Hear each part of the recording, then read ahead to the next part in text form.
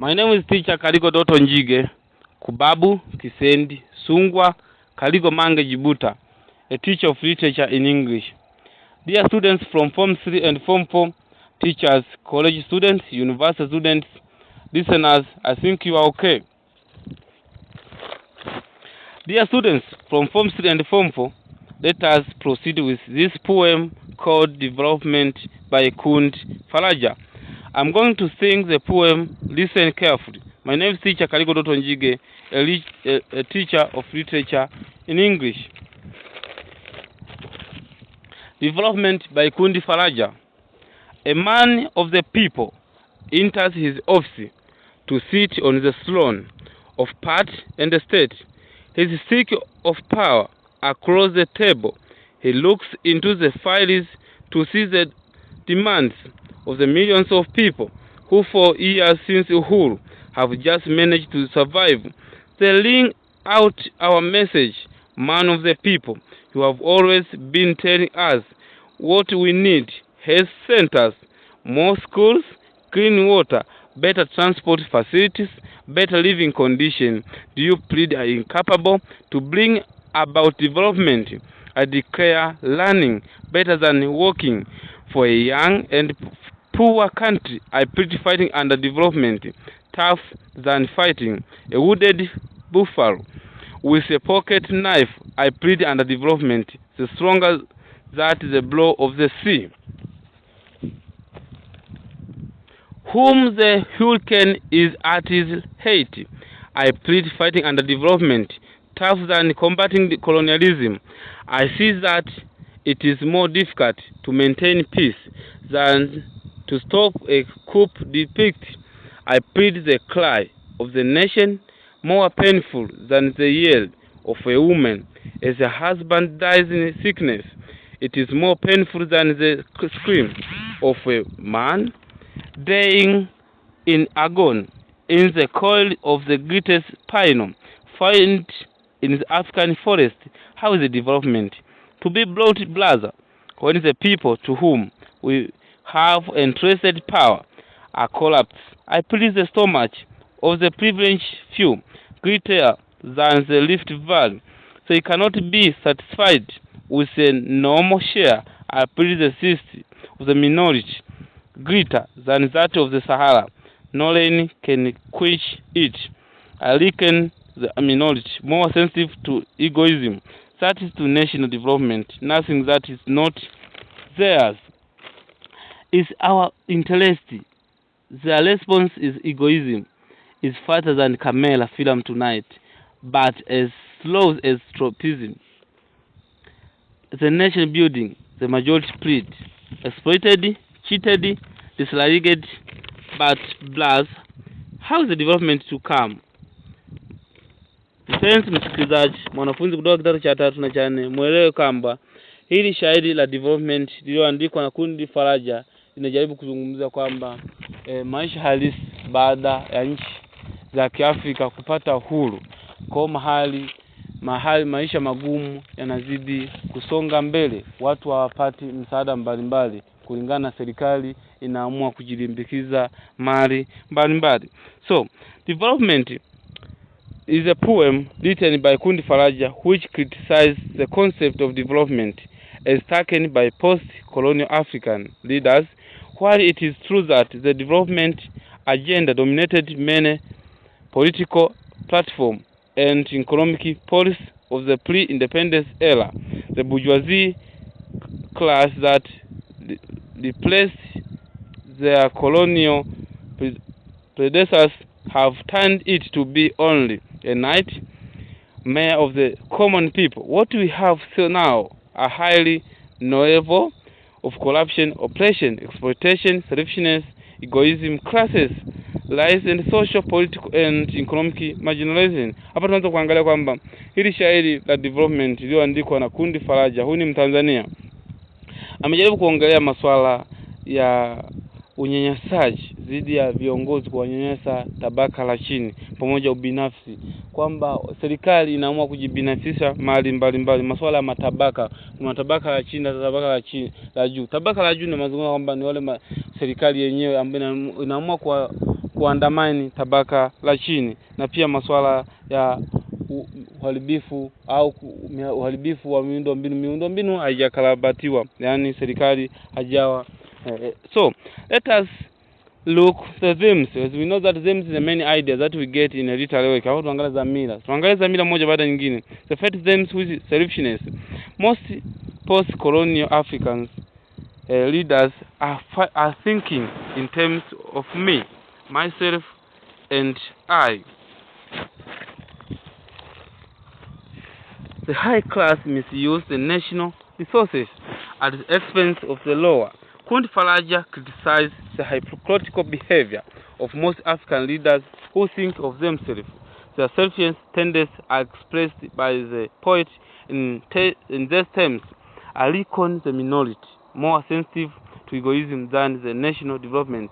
Wanafunzi kutoka kidato cha 3 na cha 4 mwelewe kwamba pamoja na walimu, hii dhamira ya kwanza selfishness, yani ubinafsi, kwamba serikali imeamua kwamba kujibinafisha mali mbalimbali za wananchi, ndio maana wanaamua kujimilikisha mali mbalimbali, resources mbalimbali wanaamua kuzimiliki. And also let us look at the second theme, which corruption poet come to a point when he shown there is no way of country whose leaders have invested in corruption can develop no ways. He say, how is the development to be brought brother when the people to whom we have entrusted power are corrupt? Hapo tunaanza kwamba kuna swala ya rushwa. Rushwa imekithiri sana, hasa serikali inaamua kutoa rushwa mbalimbali na kutumia mali ya wananchi au mali ya serikali kujimilikisha wenyewe au kuamua kufanya mambo wao kwa wao. Kwa masuala ya rushwa ilikuwa imekithiri. Ndio maana shairi lenyewe la development, yani maendeleo, ambapo Kundi Faraja, huyu mama amejaribu kuzungumza masuala ya rushwa mbalimbali, hasa serikali yenyewe inaamua kwamba kufanya rushwa mbalimbali ili kwa lengo lao kunufaika wao kwa wao. And also let us look at another themes, which classes and marginalization. The classes exist, the high class oppressed, exploit and marginalize the lower. The minority enjoys the national cake. The majority have been marginalized and disregarded. When the person say, I plead so much of the privileged few greater than the least divided, so you cannot be satisfied with a normal share. Hapo tunaanza kuangalia kwamba matabaka, kuna tabaka la chini, tabaka la juu. Tabaka la juu lenyewe inaamua kuwatesa tabaka la chini, yani wanaamua kwamba wenyewe hawatoi msaada wote katika tabaka la chini, wanaamua kufanya kwa mambo yao. And also let us look another themes, which exploitation. In the poem, the poet continue to point a finger at the leader who exploits the masses.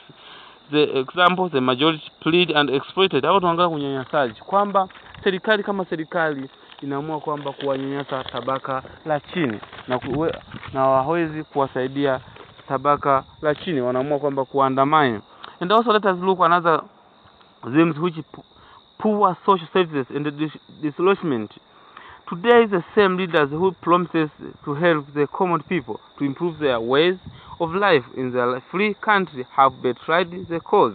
Today, the masses disillusioned and they are asking, man of the people, you have always been telling us what we need: more school, clean water, better transport facility, better living condition. Hapo tunaanza kuangalia kwamba viongozi wanapoingia kwenye position au kwenye nafasi ya kazi, wenyewe kipindi wanaomba kula, wanaomba kwa kunyenyekea sana, lakini pindi wanapoingia kwenye position wanasahau kuwasaidia wananchi wao. Ndio maana miundo mbinu inabaki iko pua, yani inabaki haijatekelezwa. Ukiangalia barabara ni mbovu, masuala ya hospitali hamna, masuala ya maji hamna. Ndio maana shairi la development ambayo iliandikwa na Kundi Faraja, ambayo inazungumza masuala ya maendeleo, kwamba anajaribu kuwapinga viongozi, hasa wabunge, mawaziri wanaoingia kwenye position hawasaidii na kutoa huduma za kijamii. And also another themes, which awareness. The minority seem to be aware of everything that is taking place. It is a very vital step towards the national development, where the national resources will benefit both the ruling class and the masses. Hapo tunaangalia kwamba awareness, umakini, muamko, kwamba tunaweza kuangalia kwamba huyu mwandishi mwenyewe au wananchi wenyewe wamekuwa aware kupingana na hawa viongozi ambao wenyewe wanaomba kula lakini hawasaidii. Kwa hapa inaonyesha kwamba persona mwenyewe au mwandishi mwenyewe amekuwa aware kupingana na mambo ya serikali hawatoi maendeleo yote. And also let us look another themes which irresponsibility. This is a state where leaders are not thinking enough about the effect of what they do, not showing a feeling of responsibility. In this poem, leaders are responsible. That is why the majority class is asking, do you plead incapable to bring about development? This is to say the majority of people are now aware of their leaders' irresponsibility. Hapo tunaangalia kwamba viongozi hawajibiki. Irresponsibility maana yake kutowajibika, kwamba hawajibiki hawa viongozi. And also let us look another question which is basic in this poems. Hapo tunaangalia kwamba maswali mbalimbali ambayo yanajaribu inaulizwa. Kwa mfano, the first, what is the poem about? The poem is about development. It criticizes the concept of development as taken by post-colonial leaders and how they have failed to bring about sustainable development and hopes to the majority due to the corruption, exploitation and deception. Hapo tunaangalia kwamba shairi linahusiana na masuala ya maendeleo ambao mwandishi mwenyewe anapingana kwamba viongozi hawatoi maendeleo kwa raia zao. Another question, what is the tone and the mood in this poem? The persona is unhappy and disappointed because of what is taking place in the story. Hapo tunaangalia kwa mood, yani kwamba hali kwamba mwandishi yuko kwenye hali gani, kwamba yuko hali ambayo hana furaha kabisa kulingana na mambo yanayofanywa na serikali au uongozi. And also another question, how many stanzas are there? Ukiangalia kwamba kuna beti ngapi hili shairi? There are 12 stanzas of unequal length of uneven number of verses. Hapo tunaangalia kuna beti 12 kabisa ambazo zinatofautiana urefu. And another question which who is the persona in this poem? How do you know kwamba persona ni nani na utamjuaje? The persona is a citizen from low class. The poet shows that the persona is not one of those leaders because he is casting his complaint against the leaders, as he says. How is the development to be brought, brother? What is the people to whom we behave interest power collapse? Tunaangalia kwamba persona huyu ni raia kabisa anayepingana na serikali ambayo haitoi msaada wowote kwa raia wake. Another question, which is what types of poem in this, kwamba aina gani ya hili shairi? It is a modern poem but specifically didactic poem, as it is give instruction to the citizens that they can do to reach sustainable development. Example, I declare line better than work. Hapo tunaangalia kwamba aina gani ya shairi hapa. Hii ni mashairi ya, hili ni shairi la kisasa maana alifati ulali wa mizani. Sasa hili ni shairi la didactic poem. Didactic poem haya ni mashairi yanayojaribu kuzungumza, ni mashairi yanayojaribu kuzungumza mashairi ya kisiasa. Didactic poem haya ni mashairi yanayozungumza masuala ya kisiasa. And also another question, which is what is the message that is carried by this poem?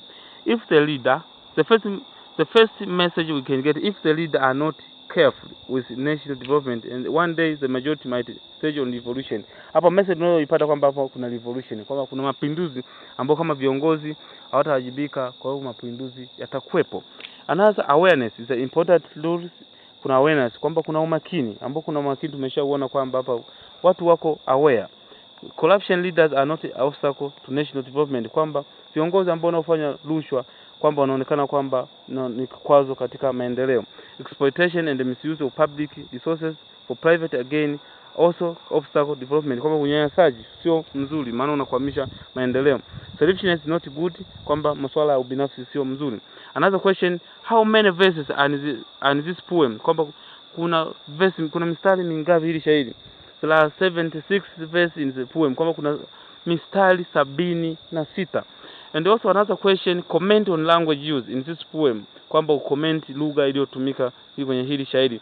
The language is very simple and straightforward, and it helps the reader to get the themes easy. Hapo tunaanza kuangalia kwamba lugha iliyotumiwa ni rahisi kabisa, ambayo inaeleweka, ni lugha ambayo ina msamiati rahisi.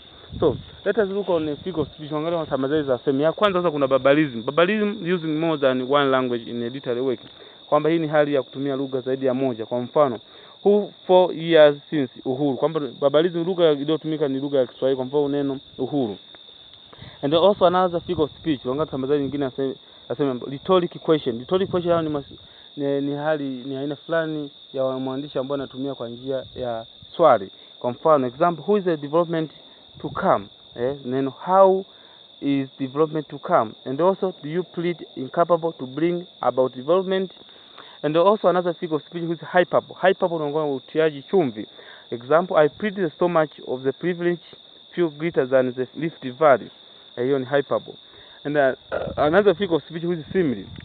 Example, but as slow as tropism to nation building. Simile ambayo inasema kwamba but as slow as tropism to nation building. And also another figure of speech imagery. Example, better than walking, I declare running is faster than camera film, stronger than the blow of the sea. And another question is a poem relevant to Tanzania today. The poem is relevant because it has successfully depicted the problems that are facing our country today, thus becoming obstacle to development that include corruption, classes, sufficient insufficient marginalization, poor social services. Hapo tunaangalia shairi inahusiana na maisha halisi. Ndio maana hata hili shairi inajaribu kuhusiana na maisha halisi ya Tanzania kabisa, maana masuala ya rushwa yapo, matabaka yapo, ubinafsi upo, kutowajibu kwa serikali au viongozi yapo kabisa.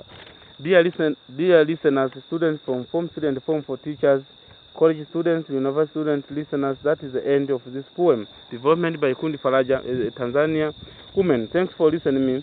Don't forget to subscribe, like, share, and comment below this video.